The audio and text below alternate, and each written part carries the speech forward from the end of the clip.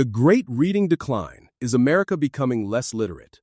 Imagine walking into a classroom in 1950. Students sit quietly with books open, reading chapter after chapter. After school, many head home and read comic books, newspapers, magazines, or novels for entertainment. Now, imagine a classroom today. The average student has access to more information than any generation in history. A device in their pocket can answer almost any question instantly.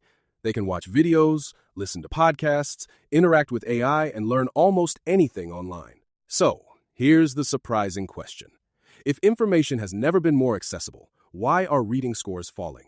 Welcome to what some experts are calling the Great Reading Decline. Now, before we panic, let's clear up a common misconception. Americans are not suddenly unable to read. Basic literacy remains high across the country. The real concern is reading proficiency, how well people understand, analyze, and engage with complex information. According to the National Assessment of Educational Progress, often called the nation's report card, reading scores have been declining for over a decade. And here's the important part.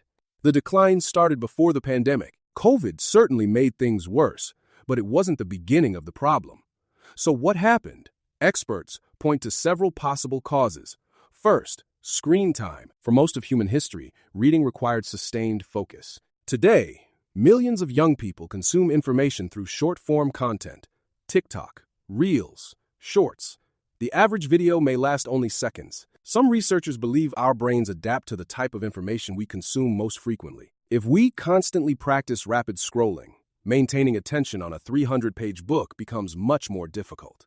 Second, students are reading less for pleasure. Studies consistently show that students who voluntarily read outside of school become stronger readers over time, yet fewer young people report reading for enjoyment than previous generations. Third, curriculum debates.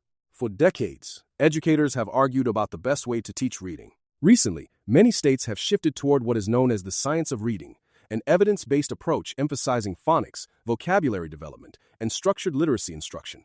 Many experts believe improving reading instruction could help reverse some of these trends. But there may be an even bigger question. What if schools themselves were designed for a world that no longer exists? Think about it. Much of the modern school structure was developed during the industrial era. Fixed schedules, standardized instruction, rows of desks. The goal was to prepare students for a workforce that looked very different from today's economy.